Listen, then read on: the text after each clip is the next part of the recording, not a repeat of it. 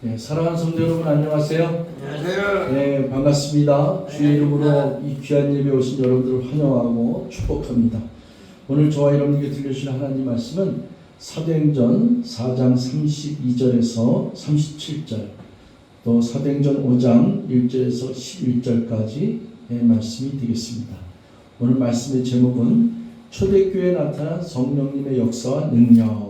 우리 다 같이 말씀의 제목을 읽겠습니다. 시작. 초대교회에 나타난 성령님의 역사와 능력. 사실 사도행전 1장부터 지금 4장, 5장 이렇게 오는데 초대교회 때 나타난 성령님의 역사는 그야말로 기적이고 놀라운 이야기고 참으로 감격의 그런 순간순간들이에요. 근데 오늘 본문은 우리 4장 32절부터 30절까지 우리가 분석한 이유가 있고, 그 다음에 5장 1절부터 11절까지 4장 끝부분하고 5장 오늘 앞부분까지 이렇게 읽었는데, 오늘 말씀은 저나 여러분이 잘 깨달아 알아야 될 줄 믿습니다. 저도 이 아나니와 삽비라에 관한 이야기는 설교 때 예화는 좀 많이 들었지만은 설교 본문으로 택해서 나누는 강의 설교 때 외에는 한 적이 없는 것 같아요. 그래서 오늘도 사도행전 강의 설교 가운데 본문이 이렇게 있어서 저와 여러분들이 이 부분을 잘 깨달았으면 좋겠습니다. 아마 목사들이 아나니아 삽비라 이야기는 설교하기가 쉽지가 않나요? 헌금에 관한 이야기도 아니고 또 헌금을 안 한 것도 아니고 헌금을 아나니아 삽비라가 했는데 그 사람들이 죽었거든요. 그러니까 이거를 특별히 성경을 읽어보지 않았거나 초신자들, 처음 보는 사람들은 이 깊은 내용을 잘 깨달아야지, 아니면 이 말씀에 시험들거나 아니면 이거를 오해하거나 이럴 수가 있거든요. 이거는 우리가 잘 알아서 깨달아 알아야 됩니다. 그래서 먼저 4장의 30절, 37절까지 있던 내용을 잘 알아야 되지만, 알아야만이 5장을 풀 수가 있어요. 32절에서 37절까지 보면은 이 초대교회에 나타난 그 능력과 역사 가운데 하나 뭐냐면, 거기에 모인 교회로 성도로 모인 무리들이, 많은 무리들이 한 마음과 한 뜻이 되어요. 굉장히 중요해요. 여기 여러분들하고 저하고 이 한 마음과 한 뜻이 되어 지구촌 선교에서 사랑하면서 섬기는 것이 이게 얼마나 축복이죠. 저도 이번에 일본 선교 4일 동안 갔다 오는 동안 5명이 갔거든요, 팀으로.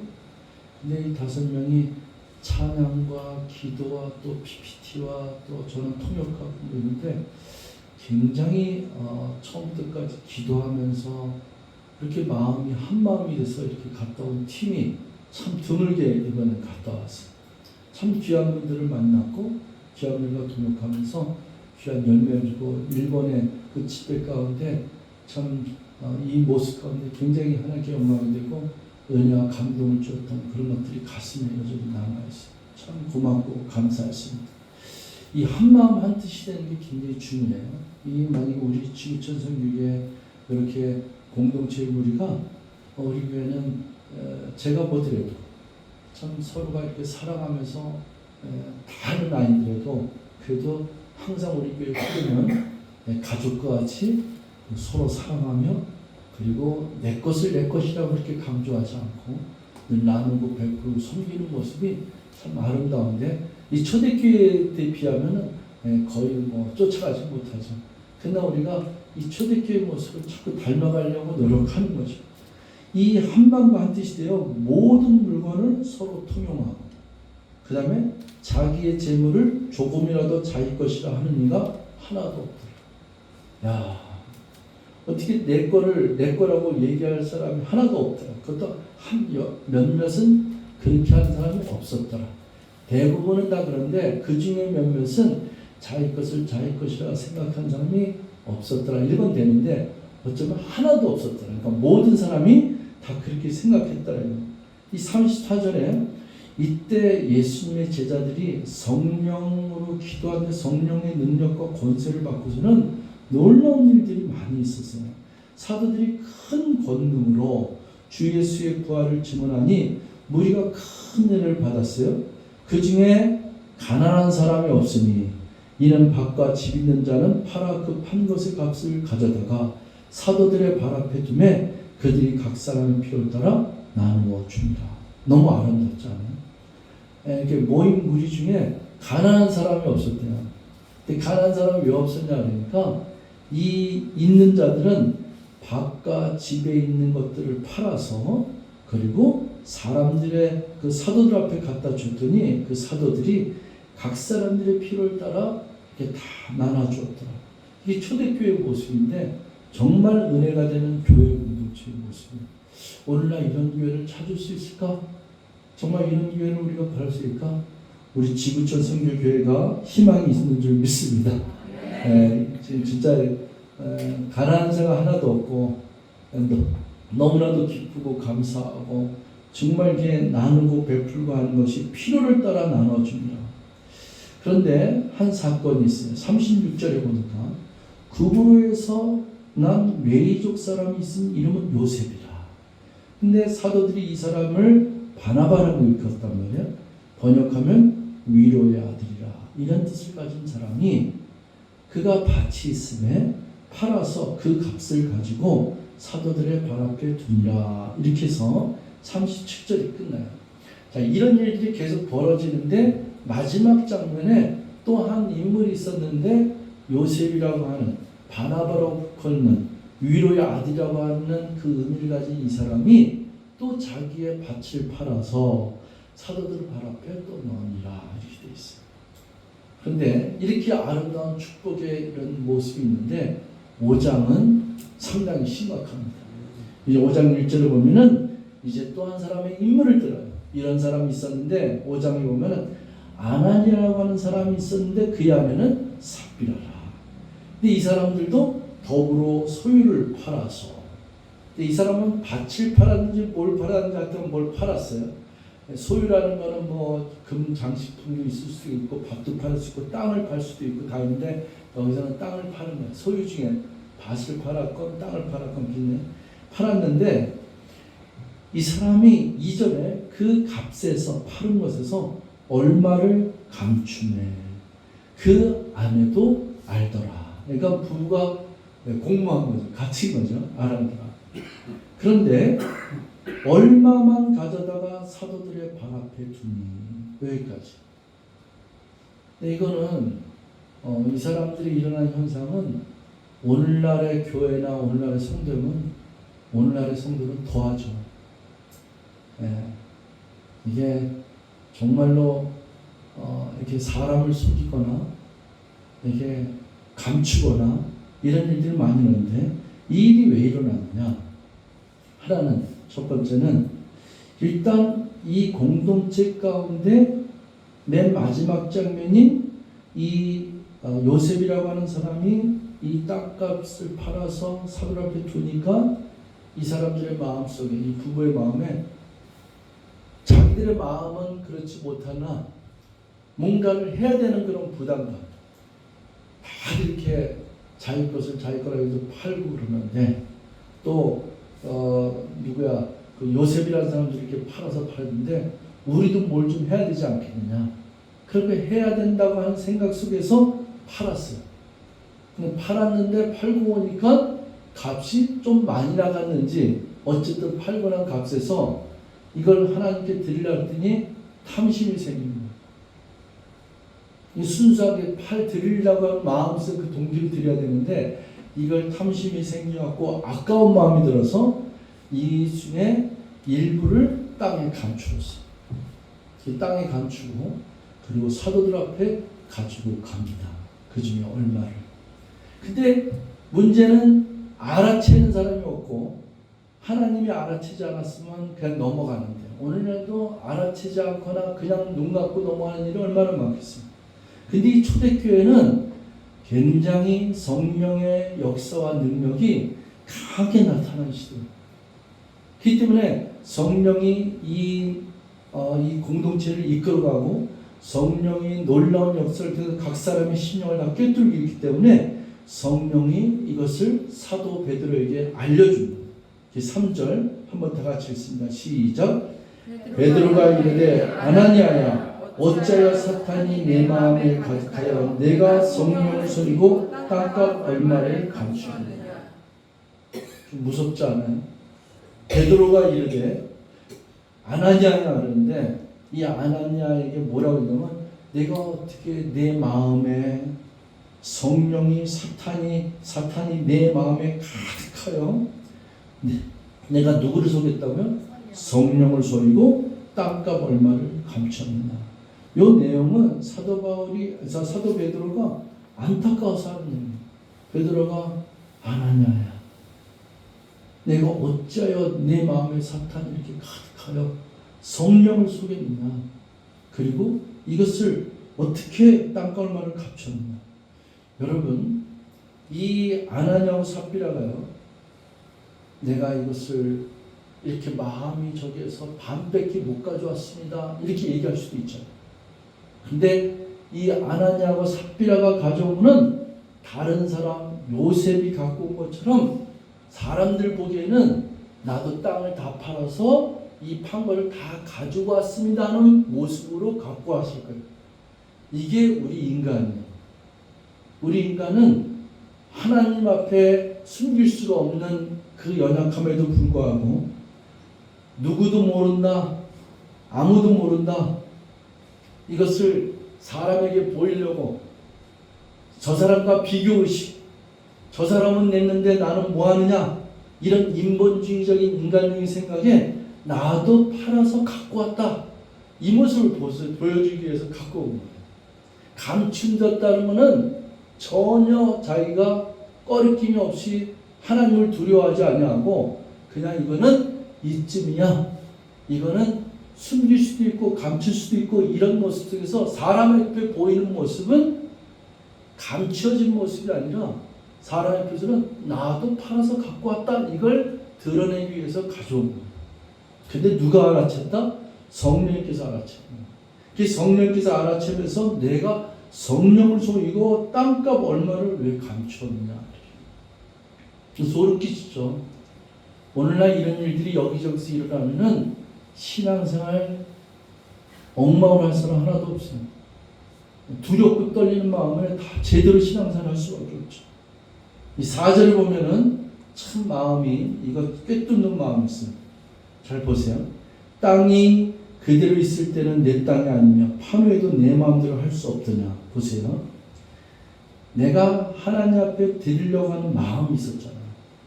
근데 이 밭을 팔기 전에 누구 거예요? 내 거죠. 팔고 난 다음에 돈을 버는데 그 누구 거예요? 내 거죠. 그래서 이 베드로가 지적하는 게 기가 막힌 거예요. 사람은요, 내 건데도 불구하고 누구한테 지배를 당하거나 눌림을 당하면은 내 거가 아닌 것 같아. 이게 만약에 내 거가 아니라고 생각하면은 이거 다 드리려고 그러는데 이거 사실 내 게 아니라 저 옆집 사람이 그 사람하고 같이 샀어. 그건 눌리는 마음이잖아요. 이건 내가 드릴 수 없는, 내 자유가 없잖아요. 그리고 팔았는데도 이거 누구한테 줘야 될 것이 있다 그러면은 사도들 앞에 갖다 주기 전에 이게 나눠지는 마음이 있잖아요. 근데 베드로가 얘기하는 게 뭐냐면은 너는 네가 이 세상에 태어나서 가지고 있는 소유에 대해서 그렇게 당당한 자유함이 있음에도 불구하고 팔기 전에도 네 거였었고 파묘에도 네 거였는데 어떻게 네 마음이, 네 주인인 그 마음이 갈라져서 이 떳떳하지 못한 마음을 사탄에게 빼앗겼느냐 이거예요. 저는 이 부분을 생각할 때 여러분 잘 생각해 보세요. 인생 사는데 아주 별거 아니고 아주 작은 일인데 우리들 마음이 이렇게 나눠질 때가 참 많아요. 이게 분명히 내 마음은 이리로 가야 되는 게 맞고 누굴 도와주는 것도 이걸 도와주는 마음이 맞는데 갑자기 그 진행하는 가운데 마음이 쪼개져요. 이건 내가 좀 아까운데, 그놈 지난번에 나한테 잘못된 걸 생각하면 요거 주는데 요거 다 못 주겠어. 이런 마음으로 나눠질 때가 얼마나 많은지. 그러니 하나님 앞에 드리는 건데도 이런 마음이 나눠지니 얼마나 힘들겠어요. 그래서 이 사람이 이렇게 한 일을 갖다가 하는데 사도 베드로가 뭐라고 하냐면은 이 일을 내 마음에 두었느냐 얘기하는데 사람에게 거짓말한 것이 아니요 하나님께로다. 여러분 굉장히 무서운 얘기입니다. 여러분 우리 사람에게 거짓말하는 게 참 많잖아요. 속이고 감추고. 그런데 절대로 거짓말할 수 없고 절대로 이것을 넘어갈 수 없는 게 하나님이십니다. 우리 크리스찬 생활 중에서 하나님을 의식하고 하나님을 두려워할 수 있는 마음만 있어도 신앙생활 진짜 잘할 수 있어요. 대부분은 이 세상을 살아가는 동안에 이게 다 믿음이죠.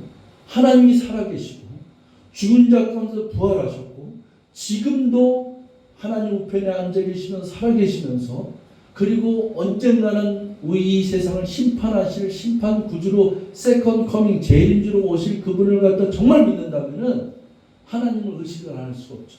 하나님이 지금 나의 생각과 마음을 지켜주시고 그리고 내 마음을 보고 계시고 나의 삶을 다 보시고 그러니까 우리가 기도를 하는 거죠.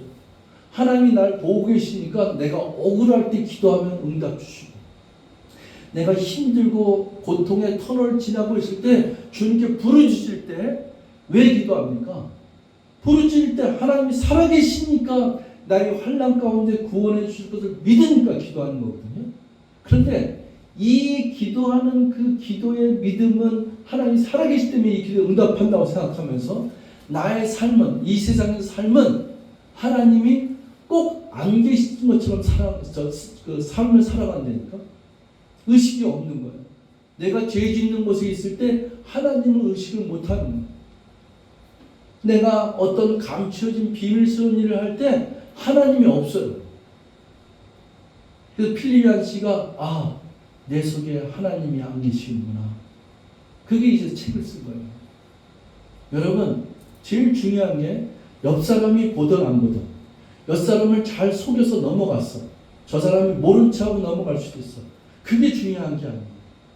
진짜 신앙생활은 승부가 어디 있냐면은 오늘 내가 누가 보든 안 보든 하나님이 나를 어떻게 보고 계시느냐, 살아계신 하나님이 내 안에 계시느냐, 그 하나님의 의식 속에서 내가 이 마음의 찔림을 받아야 되고 내가 하나님 앞에서 나의 마음을 털어낼 수 있어야지만이 이게 신앙생활의 진수예요.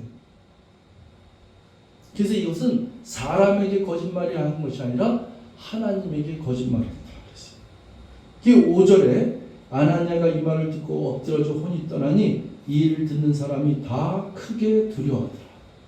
여기에서는 아나니아하고 삽비라 뿐이겠습니까? 이렇게 아름다운 공동체가 있었지만은 아나니아와 삽비라 뿐이겠습니까? 그리고 그 공동체 가운데 하나님을 두려워했던 사람들도 다시 점검하는 시간이 되는 거예요. 그래서 그들이 하나님을 크게 두려워하더라. 그래서 6절을 보니까 젊은 사람들이 일어나 시신을 싸서 메고 나가 장사합니다. 죽은 거예요. 그리고 장사를 지내는 거예요. 3시간쯤 지났는데 누가 들어오냐면은 그의 아내가 이 두 부부가 같이 와야 되는데 왜 성경을 이렇게 따로따로 했을까? 3시간 후에 그의 아내가 그 일어난 일을 알지 못하고 있는 거예요. 그 일어난 일을 알지 못하면 남편이 이제 간 걸 알고 나 좀 있을 거 바쁘니까 먼저 가. 그러면 난 좀 이따 뒤따라 갈게. 이러고 온 거예요. 그러니까 가서 사도 베드로라 사도들 앞에서 칭찬받을 줄 알았지. 이 삽비라의 마음은 남편이 갖다 바쳤으니까 발 앞에 두었으니까 이걸 갖다가 다른 사람이 나눠줄 걸 생각하면은 한쪽으로는 마음이 깊을 수도 있고 한쪽으로는 칭찬받을 걸 예상하면서 이 부인이 온 거예요. 아무것도 모르고 이렇게 일어난 일은 자기 남편이 죽었는지도 모르고. 8절에 베드로가 이르되 그 땅값 한 것이 이것뿐이냐고 물어요.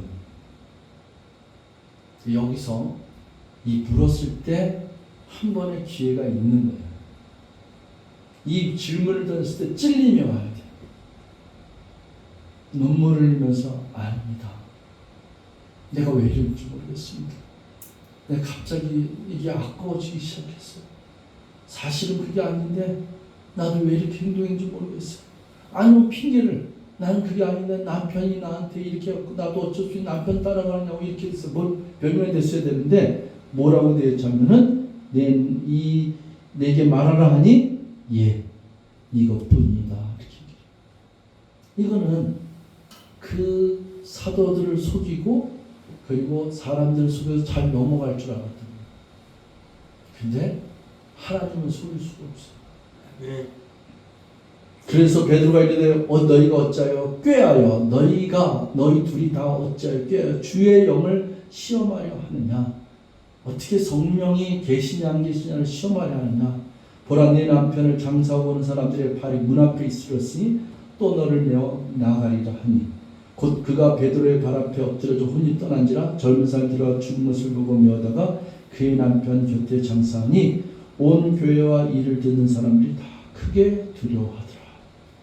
여기서 결론은 11절에 온 교회와 이 일을 듣는 사람들이 다 크게 두려워하더라. 오늘날 우리 신앙생활에서 현대에서 제일 무서운 하나의 현상이 뭐냐면 하나님을 두려워하지 않는 것, 하나님을 경외하지 않는 것. 잠언서 1장 8절 9절에 보면은 7절 보면은 하나님을 경외함이 지혜의 근본이라고 이렇게 적혀 있어요. 하나님을 두려워하는 것이 지혜의 근본이에요. 그래서 솔로몬이 하나님께 구할 때도 뭘 두려워하냐면 내가 우리 아버지 다윗이 그렇게 수많은 사건들을 다 다루고 재판관처럼 명철하게 했는데 내가 어떻게 이 백성들한테 옳은 판단을 내릴 수 있겠습니까? 난 두렵습니다. 난 이 일을 감당할 수 없습니다. 내가 이들을 갖다가 판단할 수 있는 지혜를 주시옵소서 한 거예요. 그게 하나님을 두려워하고 경외함이 지혜의 근본이다. 여러분 그런데요, 제가 이 설교 준비하면서 여호수아 7장에 있는 사건을 잊을 수가 없어요. 제가 성경 읽을 때 가장 소름 돋게 읽었던 장면 중에 하나가 여호수아서 7장입니다. 여호수아 7장에서요. 여호수아 6장은 여리고성을 함락시키는 거예요. 여리고성 함락시키면 이게 여리고성이라면 이것을 20만 명의 군대가 20만 명의 군대가 어마어마한 군대거든요. 이게 아무 말 하지 않고 이 여리고성이 너무너무 큰데 이거를 매일 한 바퀴씩 도는 거예요. 오늘 한 바퀴 도는 거예요. 얼마나 똑겠어요. 근데 그 다음날 또 한 바퀴 도는 거예요. 이게 다 뭐냐면 하나님의 명령 따라서 여리고성을 함락시키는 거예요.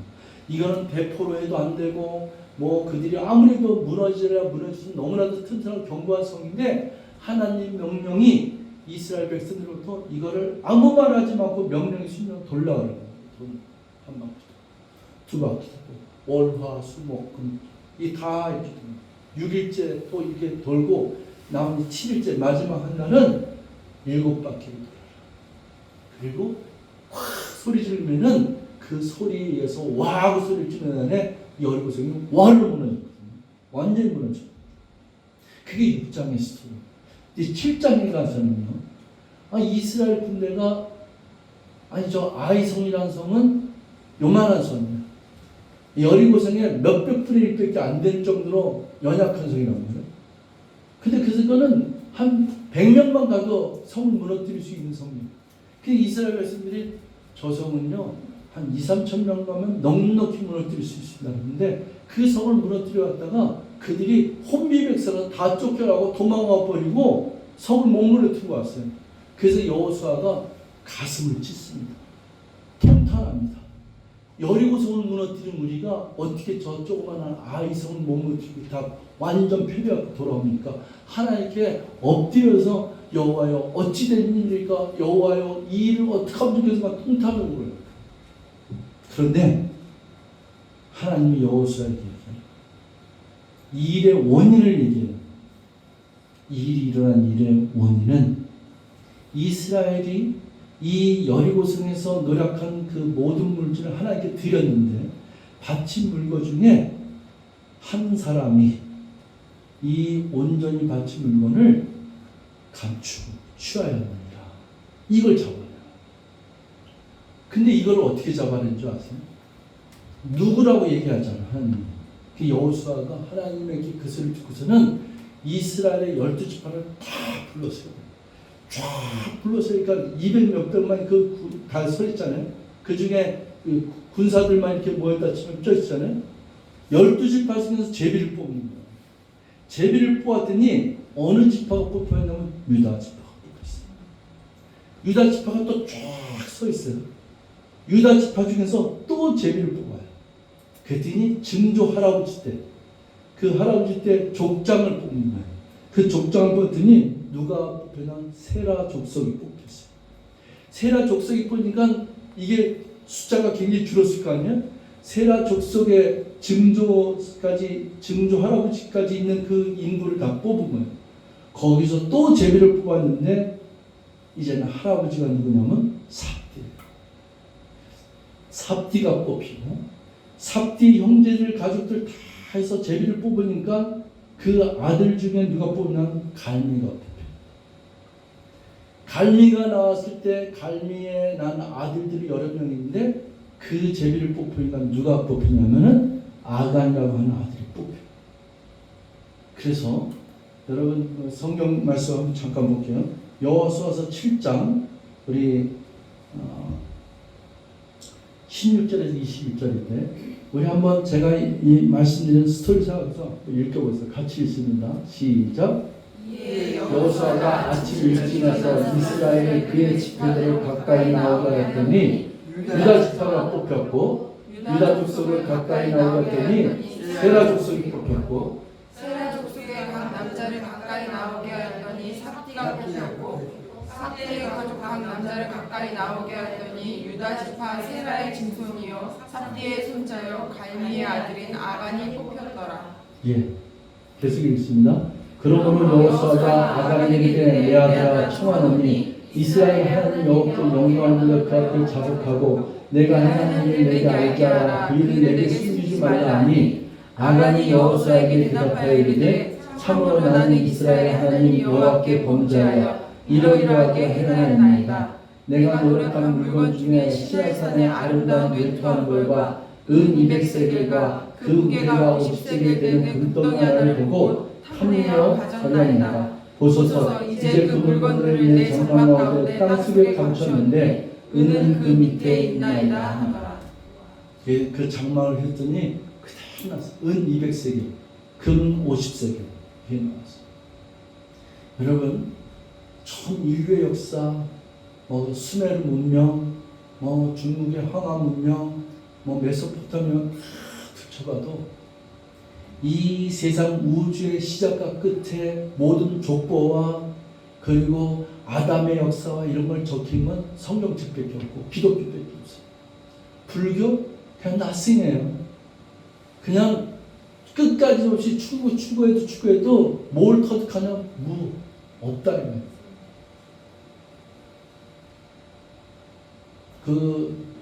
누구야 성철스님, 예. 그분이 그 쓴 글에 나는 수많은 불자들, 수많은 그 불교 신자들을 속였고, 난 속인 자로서 범죄하면서 갑니다. 죽이자. 그 사람 대단한 사람이에요. 여기에 그 사람이 누워서 자야 되잖아요. 어떻게 8년 동안 누워서 잠자지도 않고 등에 뒤지도 않고 가만히 앉아서 8년 동안을 어떻게 지낼 수 있는 거예요. 그렇게 8년 동안 수양을 했는데 결론을 그렇게 친 거예요.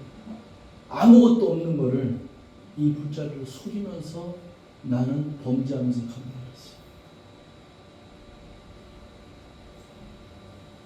여러분 저는요 여러분하고 이걸 나눌 때 하나님이 살아계세요. 여러분. 이 살아계신 하나님을 의식하면 여러분요 얼마나 담대한지 몰라요. 여러분 짤막한 인생 사는데 왜 우리가 이렇게 조그마한 것에 내가 이렇게 마음을 빼앗기고 생각을 빼앗기고 마음을 빼앗겨서 아주 요만한 것 때문에 속이고 요만한 것 때문에 감추고 내 인생에 자유가 없고 마음과 생각이 갈라지고 이게 떳떳하고 이래야 되는데 어린아이와 같이 되지 않으면 천국에 갈 수 없다는 건 뭐냐면 어린아이들은 그 구분이 없어요. 머리가 복잡하지가 않아요. 정말 어린아이 같으면 돈을 5만 원짜리 몇 억 다발을 줘도 그것보다는 엄마 젖을 달라고 그러고 장난감 달라고 하고 그쪽으로까지 거기에 없어요. 그냥 그 순수한 그 단수한 마음이 있잖아요. 근데 이 갈라지는 마음이 없잖아요. 근데 우리들의 생각과 마음이 사탄의 꾀임에 가득하여 여러분 사탄과의 전쟁은 끊임없어요. 오늘 여태는 신앙생활 잘했다고 자만하지 마세요. 그러므로 선줄로 생각하는 자마다 조심하라. 언제 넘을지 모른다. 왜? 사탄이 가만 안 놔.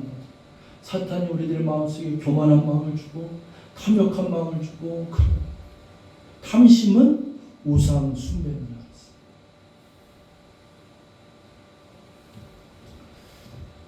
저희 교회 좀 얘기해서 그렇지만 우리 교회 재정을 맡아서 지금 몇 년 동안 이렇게 섬긴 사람이 김정인 장. 근데 여러분 재정을 맡은 사람이 한 사람이 몇 년 하고 혼자 사는 경우는 우리 교회 때가 없어요. 그래서 공개적으로 얘기해요. 제가 재정을 어떤 집사한테도 많이 맡겨봤어요. 예. 그 마음이 저기 한 건 아니지만은 하나님을 두려워하지 않기 때문에 재정이 어느 집사가 맡겨서 자기 이름으로 바꿨다가 부도가 나는 바람에 교회 재정이 딱 묶여진 적이 있어요. 우리 교회 역사에. 여러 가지들을 많이 경험했어요. 저하고 정인자매하고 이 재정의 이런 흐름을 볼 때, 여러분한테 다 얘기하지만 참 마음이 이렇게 평안할 수 없어요. 그냥 이렇게 신뢰해요. 제가 그런 일이 사건이 있을 때는 저는 목회자로서 재정에 손을 안 댑니다. 저는 재정에 들어오려면 관여하지 않겠습니다. 그렇게 했던 때가 있었어요. 지금은 저는 굉장히 목회하는데 굉장히 마음속에 평강을 하고 있어요. 이 정인자매님이 칭찬이에요. 살림을 참 잘해요. 살림을 잘하고 그리고 이 아주 깨끗해요. 돈이 모자라면 괜찮아. 재정 개수하면 모자라면 괜찮아. 왜? 지도 넣으면 되니까. 남으면은 어떨 줄 몰라요. 돈이 재정을 하는데 수익과 지출하는데 10,000원이 남어? 이걸 어쩔 줄 몰라요. 모자르면은 챙겨 이건 어떻게든지 채워놓으면 되잖아요. 그래서 아마 살림하면서 수세미 사오든지 이런 것들은 아마 재정에서 쓰지도 않았을 거예요. 근데 제가 이 부분을 여러분과 나누는 얘기는 사랑하는 성도 여러분, 저와 여러분들은 하나님 앞에 정말 아름다운 공동체로 세워져 갈 수 있는 정말 이 교회에 희망이 있어요. 네, 저도 그렇게 하나님을 두려워하면서 노력할 것이고 우리 여기 계신 한 분 한 분도 우리는 그렇게 살아야 되고 비록 이 세상 사는 동안에 그랬어요. 제가 헌금 얘기 안 해요. 은혜가 들어가면 다 하더라고요. 헌금 얘기 안 해도 돼요. 제가 한 얘기한 거는 11조금이 됐든 감사헌금이 됐든 간에 하나님 앞에 아까워하는 자들이 이 세상에서 밥을 사는 데는 얼마나 아까워하겠냐 이 얘기는 한마디 했어요. 이 사도들 앞에 이 헌금을 낸 자들이 그것을 다 알잖아요. 가난하고 헐벗고 꼭 필요한 사람에 나눠준다는 걸 알잖아요. 그러니까 그 드리는 마음이 얼마나 기쁘겠어요. 그러니까 하나님께 드리는 헌물은 정말로 이 마음속에 진짜 기쁜 마음으로 들어야 돼요. 그 기쁜 마음이 없으면은 생각을 다시 해봐야 돼요. 여러분들이 뭔가 드릴 때 마음의 기쁨과 감격이 없을 때는 집에 가서 다시 한번 기도를 하셔야 돼요. 내가 하나님 앞에 드리는 이 기쁨이 이게 정말 이 마음을 지배를 해야 된다니까. 그 감격이 있어야 된다니까. 그게 헌금의 본질이에요. 그래서 제가 기도할 때마다는 주님을 사랑하는 마음, 기쁜 마음으로 믿음의 고백으로 하나님께 드려니 주여 이 헌물을 연락해 주시옵소서.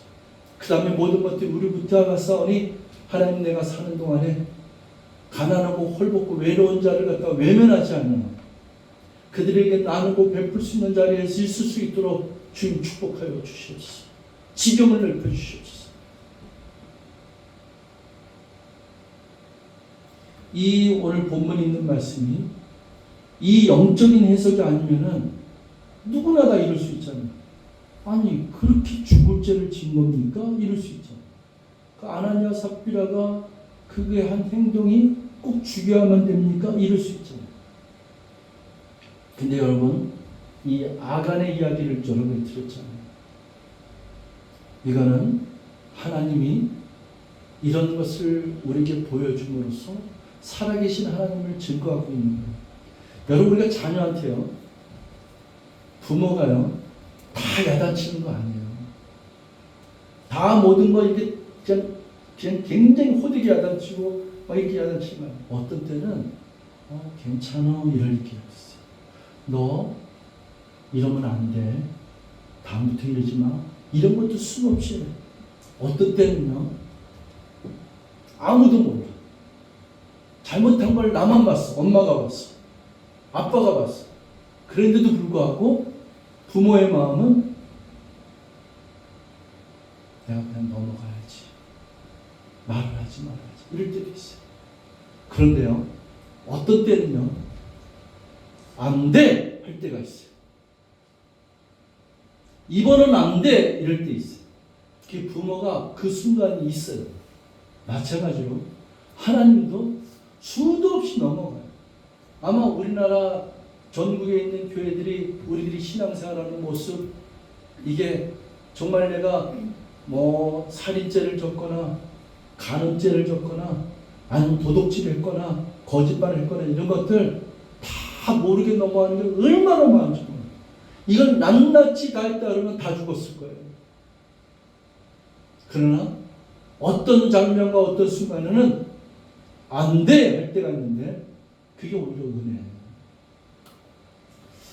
어떤 목사님이 설교 가운데 이 내용 중에 하나 얘기를 하는데 참 내가 마음이 아팠다. 여러분 살인죄를 지거나 간음죄를 지거나 도둑질한 죄가 큽니까? 아니면 시기 질투하고 남을 미워하고 좀 거짓말하고 부모를 공경하는 이런 죄가 더 큽니까? 어느 게 더 커요? 어느 게 더 중요한 것 같아요?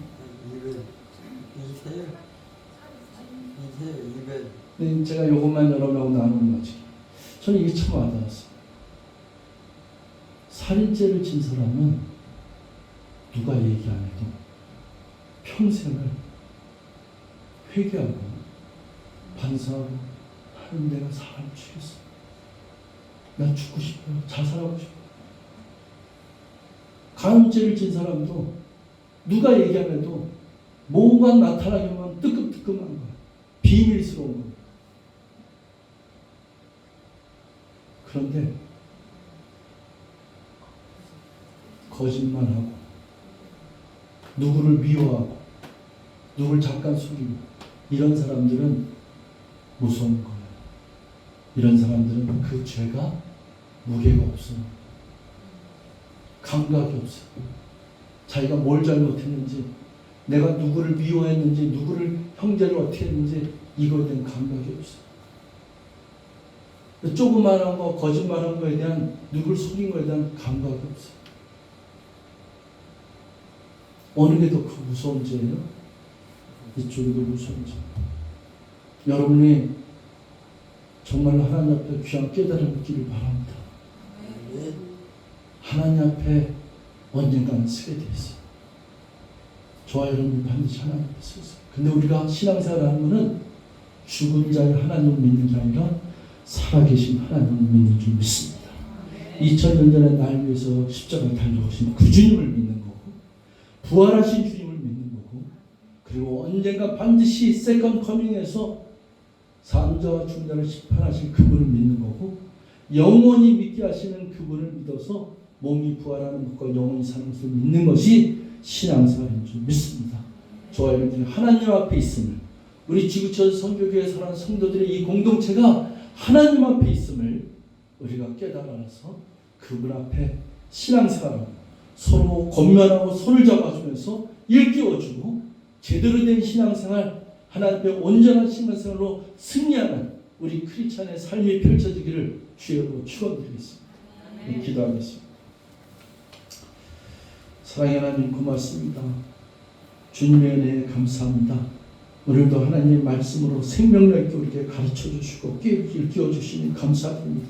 주님, 저의 생각과 저의 마음을 주 앞에 열어드립니다. 하나님, 나의 생각과 마음을 지켜주소서. 왜 이 땅의 이 어두운 부분에 내가 머물러 있었는지, 이 세상이 다라고만 생각했는지, 전능하신 하나님과 영원히 살 그날을 생각하고 그 집을 생각하지 못하고 이 생각과 마음을 빼앗겼었는지 하나님 주님 앞에 회개하고 주님 앞에 고백하게 도와주시옵소서. 이제는 하나님 주님이 나와 동행하시고 주님이 나와 함께 하시고 저 영원한 저 주님이 예배하신 초색할 때까지 주님을 의식하며 주님이 살아계신 하나님과 만나며 그분과 소통하며 그분과 함께하는 진정한 신앙생활의 여정이 펼쳐질 수 있도록 아버지 함께하여 주시옵소서. 모든 영광을 하나님께 올려드렸고 예수님의 이름으로 간절히 기도합나이다. 아멘.